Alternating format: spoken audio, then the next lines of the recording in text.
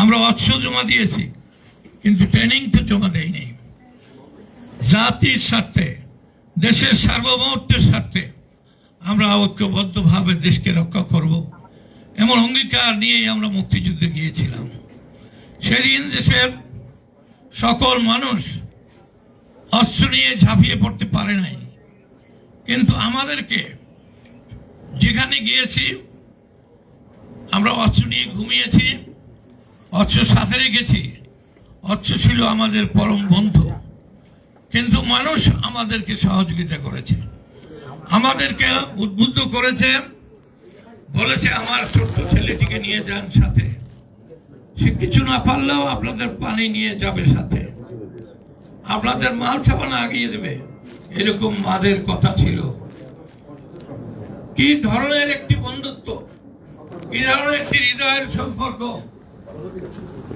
কি ধরনের একটি ঐক্যবদ্ধ প্রচেষ্টা পাক হানাদার বাহিনীর বিরুদ্ধে। আমরা সেদিন যুদ্ধক্ষেত্রে আমাদের ভাই হারিয়েছি, বন্ধু হারিয়েছি, দেশের লক্ষ লক্ষ মানুষ জীবন দিয়েছে। আমরা কখনো ভাবি নাই মায়ের কোলে আবার ফিরে যাব, শত্রুকে পরাভূত করব, এটি নূতন বাংলাদেশ দেখব, স্বাধীন বাংলাদেশ দেখব। সেই স্বাধীন বাংলাদেশের মানচিত্রে যখন জাতীয় পার্টির চেয়ারম্যান নিরপেক্ষ কথা বলেন, তখন যদি কারো গায়ে লাগে, কোনো গোষ্ঠী ব্যতীত হয়, আমরা অবাক হয়ে যাই। আমরা এই জন্য দেশ স্বাধীন করি নাই। বলার অধিকার থাকবে এবং সেটা যদি দেশের জন্য হয়, জনগণের জন্য হয়, সেটা সমাদৃত হবে, এটাই আমরা আশা করেছিলাম সেদিন। কিন্তু গত 53 বছরে আমরা দেখলাম যা চেয়েছি তা পাইনি। সেই জন্য আমাদের সংগ্রাম আজও আছে এবং এই সংগ্রাম চলবে যতদিন পর্যন্ত বাংলাদেশের মানুষের মুখে হাসি না ফুটবে, যতদিন পর্যন্ত ঐক্যবদ্ধভাবে একটি ইলেকশন করতে না পারবো, ততদিন পর্যন্ত জাতীয় পার্টি সংগ্রাম করে যাবে, যুদ্ধ করে যাবে, জীবনের ঝুঁকি নিয়ে মাথা উঁচু করে চলবে। আমরা দেশ স্বাধীন করেছি, আমরা এই দেশের নাগরিক। হঠাৎ এসে যে ধরনের বক্তব্য আমরা শুনতে পাই, মুক্তিযোদ্ধা হিসেবে আমরা চমকে উঠি, আমাদের ঘুম ভেঙে যায় মানুষের আওয়াজে। আর সেদিন গুলির আওয়াজে মানুষের ঘুম ভাঙত। সেই দেশে আমরা যখন দেখি যে পল্লীবন্ধ হোসেন মোহাম্মদ এরশাদ যে জাতীয় পার্টি নির্মাণ করে গেছেন, প্রতিষ্ঠাতা চেয়ারম্যান, এবং সেই ধারাবাহিকতায় তার ভাই, তার সহকর্মী আমরা এখানে আছি। আমরা নির্বাচনের স্বার্থে গণতন্ত্রকে রক্ষা করার জন্য সবসময় আমরা নির্বাচনে ছিলাম এবং জাতীয় পার্টি একটি নির্বাচনমুখী দল।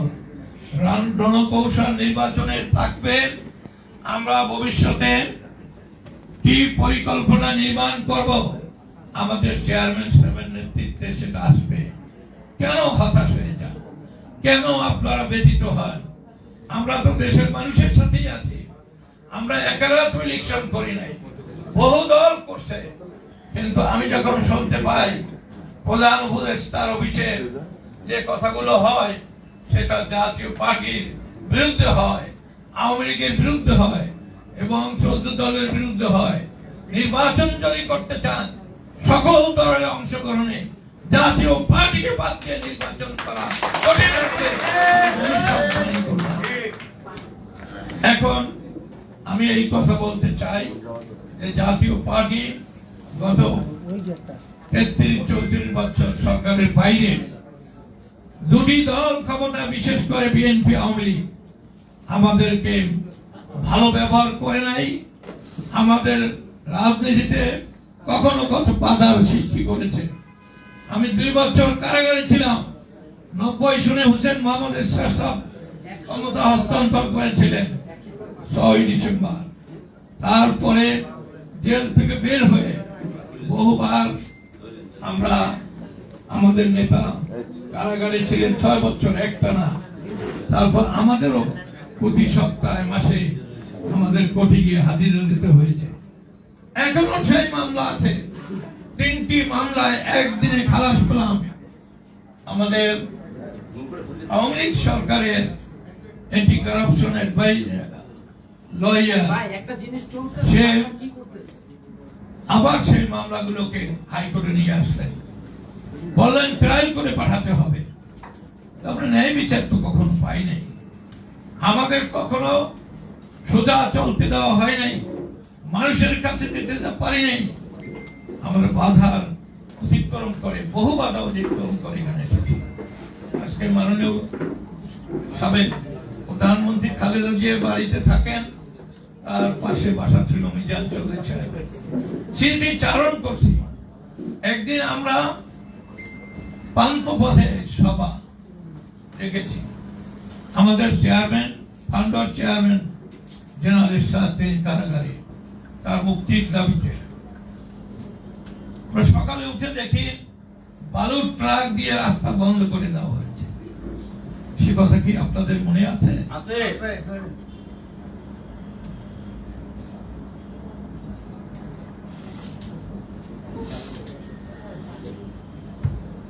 আমি কেন কথাটা বললাম? আমরা কখনো ভালো ছিলাম না। আজকে যারা বলে জাতীয় পার্টি স্বৈরাচার ছিল, স্বৈরাচারের নমুনা আমরা দেখছি গত 33 বছরে। এটা নির্ণয় করে জনগণ। জনগণ বলছেন যে এই তিনটি দলের মধ্যে শাসনের শাসন আমলে আমরা ভালো ছিলাম, এবং সেই স্বর্ণযুগে ফিরে যাওয়ার জন্য আমাদেরকে সংগঠিত হতে হবে। সমাজে এখনো আস্থাহীনতা আছে। আগামী নির্বাচনে কাকে ভোট দেবে? আমরা মানুষের সাথে চলি, মানুষের কথা শুনি। মানুষ বলছে যে এরশাদ সাহেব তো মানুষকে কথা বলতে দিত, সুপ্রিম কোর্ট, হাইকোর্টের বেঞ্চ সমস্ত হেডকোয়ার্টার, পুরনো জেলা হেডকোয়ার্টার গুলো নিয়ে গেছিল, একটি মামলা করে সেগুলো স্থগিত করা হয়েছিল। তিনি তো সেখানে সেই সিদ্ধান্তের বাহিরে চলেন নাই, সেই সম্মান করে তিনি যতগুলো সিদ্ধান্ত হয়েছিল দেখেছি। এখন দেখি একটা মিছিল আসে, একটি গোষ্ঠী বলে এই তারা থাকতে পারবে না, পরের দিন দেখি তারা নাই। যে পদ্ধতি এখন সৃষ্টি হয়েছে, আগামী দিনে আইনের শাসন নিয়ে প্রশ্ন দেখা দেবে। এখানে ব্যারিস্টার আনিস ইসলাম মাহমুদ আছেন, তিনি বলবেন, কিন্তু আমরা যা দেখি কিছু অংশ পড়লাম। চেয়ারম্যান সাহেব ইতিমধ্যে তিনি ঘড়ির কাঁটা কোথায় এসেছে তিনি দেখেছেন, সুতরাং ইশারাই কাফি সমঝদার কে লিয়ে। আমি আর বক্তব্য বাড়াবো না, আমি শুধু এই কথা বলবো, মাননীয় চেয়ারম্যান, আপনি এই দীর্ঘ পথে অনেক চড়াও উতরাও, অনেক প্রতিকূল অবস্থার মধ্যেও আপনার দল সমুন্নত রেখেছেন। পতাকা বাংলার সমস্ত গ্রামে, জেলায়, উপজেলায় রয়েছে। আপনার ডাক কানে শুনতে পায়, কিন্তু কেউ যদি বলে নিরস্ত্র মানুষের উপরে ঝাঁপিয়ে পড়বে। আমরা তো অস্ত্র জমা দিয়েছি যারা আপনার দল করি, আমরা তো আবার যুদ্ধ করতে চাই না, কিন্তু দেশের স্বার্থে, জনগণের স্বার্থে সেই যে ট্রেনিং পেয়েছি সেটা কিন্তু মাঝে মাঝে তারা দেয়। শুধু দেশের স্বার্থে, গণতন্ত্রের স্বার্থে, এবং আমরা অঙ্গীকার করেছি মানুষের সেবা করে যাব। এবং আমরা যে শাসন আমল রেখে আসছি, ওরা বলেছিল যে অনেক হাজার হাজার কোটি টাকা এরশাদ সাহেব চুরি করেছে, বিদেশে পাচার করেছে। 2 কোটি না 2.5 কোটি টাকা দিয়া বিদেশি একটা সংস্থা এনে তারা আমাদের চেয়ারম্যানের বিরুদ্ধে, আমরা যারা মন্ত্রী ছিলাম আমাদের বিরুদ্ধে অনেক চেষ্টা করেছেন, কিন্তু দুর্নীতির কোনো মামলা বানাতে পারেন নাই। বিদেশে টাকা পাচার করেছি এমন কোন সত্য তারা উপস্থাপন করতে পারেন নাই। এখন কি দেখেন, এর আগে কি দেখছি, আমরা সব কথা এখন বলতে চাই নাই, কারণ বলার সময় যখন হবে তাহলে অনেক কথাই কিন্তু আমরা বলবো। আপনারা বলে যাচ্ছেন দেশ স্বাধীন করছি আমরা, আজকে আমাদের মর্যাদা কোথায়, আমাদের অবস্থান কোথায়? আমরা যারা বেঁচে আছি আমরা আমরা তো এই দেশের মানুষের ভাগ্য পরিবর্তনের জন্য সেদিন যুদ্ধ করেছিলাম, একটি পতাকার জন্য শুধু নয়। এদেশের মানুষ সুখে থাকবে, ভালো থাকবে, নিরাপদে থাকবে। কিন্তু এখন মব জাস্টিস দেখছি, অনেক কিছু আমাদের এই জীবনে দেখতে হচ্ছে। এটা কাম্য ছিল না মাননীয় চেয়ারম্যান। আপনি এই কথা বলবেন যে জাতীয় পার্টি জনগণের জন্য, মানুষের জন্য। একটি রাস্তার দিকে তাকালে পদ্মা ব্রিজ নির্মাণের জন্য তিনি কতদূর এগিয়ে গিয়েছিলেন আপনাদের মনে আছে।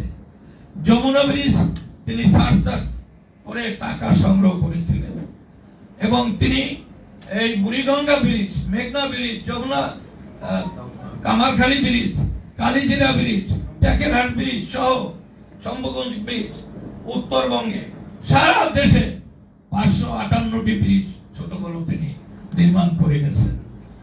আপনারা আপনাদের শাসনামলে কয়টা করেছেন? এই 4 মাস তো দেখলাম কোন ব্রিজের টেন্ডারও হয় না একটাও। আমি সব কাগজ পড়ি, কাজ নাই তো, ঘরে বসে এই পত্রিকা পড়ি। কোন ব্রিজের কাজ হয় নাই, কোন টেন্ডার হয় নাই, অসমাপ্ত কাজগুলো পড়ে আছে। একটি নির্বাচিত সরকার না আসা পর্যন্ত এই কাজ শুরু হবে এটা আমরা আশা করতে পারি না। বড় কথা বলেন, টেলিভিশন আছে, তারাও সংবাদ সংগ্রহ করে, কিন্তু সত্য নির্মাণের জন্য আমি সাংবাদিক বন্ধুদেরকে বলবো, এরশাদ সাহেবের সময়কালটা দয়া করে তুলে ধরবেন, এবং তার ধারাবাহিকতা আজকে যে মেট্রো রেল যে নির্মাণ করে থাকুক, বলতে লজ্জা কোথায়? পদ্মা ব্রিজ পার হয়ে যাব, সেটা যদি বলেন অসুবিধা কি? আমার সন্তানেরা থাকবে, আমি আজ আছি কাল নাই। জীবন্ত ক্ষণিকের জন্য, ক্ষমতা কত ক্ষণিকের জন্য। যে ভাবছে যে আমি দীর্ঘদিন থাকবো, আমি চিরকাল থাকবো, এটা পৃথিবীর কোথাও এটা প্রমাণিত হয় নাই। এবং যেখানে জনগণ আছে সেখানে নেও সত্যের কথা মানুষ বলবে, সেই কথা যদি মিথ্যা হয় সেটা দুঃখজনক হবে। আসুন আমরা সকলে সত্যের পথে কি যাই। আজকের এই বিজয় দিবসে মনে পড়ে পল্লীবন্ধু হোসেন মোহাম্মদ এরশাদের কথা। আমি মুক্তিযোদ্ধা হিসাবে, এখানে চুন্নু সাহেব আছেন, উনি এই বিজয় দিবসে, স্বাধীনতা দিবসে কখনো কখনো আমাদের সম্মেলনে এরশাদ সাহেব চিফ অফ আর্মি স্টাফ হিসেবে এসেছিলেন, তখন থেকে তার সাথে পরিচয়। পরবর্তীকালে সরকারে এসেছি, তিনি বলেছেন মুক্তিযোদ্ধারা সর্বকালের শ্রেষ্ঠ সন্তান। সেই সন্তানেরা যারা বেঁচে আছে তাদের কথা মনে রাখবেন বন্ধুরা আমার, নূতন প্রজন্মের বন্ধুরা আমার। কথা বলেন আমরা শুনি, একটু ইয়াং এই যে এরকম জোরে কথা বলা যায়, কিন্তু সত্য থাকলে নেতা থাকবেন। মিথ্যার উপরে কথা বললে, মানুষকে আঘাত করলে, মানুষের প্রতি যদি শ্রদ্ধাবোধ নির্মাণ করতে না পারেন, সকল চেষ্টাই ব্যর্থ হবে। আমি বলবো যে কালকে আমাদের চিফ অ্যাডভাইজার বলেছেন যে নির্বাচন হবে, একটা সময় দিয়েছেন 25-26-এর মাঝামাঝি সময়, কিন্তু আমি দেখলাম বিএনপি বিষয়ে অনেক দলই সেটা দ্বিমত করছেন। আমি এই ব্যাপারে বলবো না, চেয়ারম্যান বলবেন। আমাদের নেতৃবৃন্দ আছেন।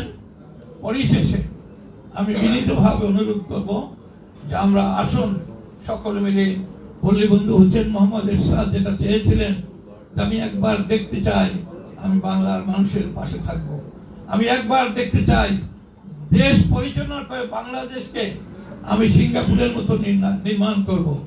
আমি বলবো যে আমাদের চেয়ারম্যান, আমাদের পল্লীবন্ধু হোসেন মোহাম্মদ এরশাদের ছোট ভাই, তার কাছে আমার আবেদন, পল্লীবন্ধু বিদায় বেলায় যে আশা করেছিলেন সেই আশাটা আপনি পরিপূর্ণ করতে পারেন, দেশকে বহুদূর নিয়ে যেতে পারেন।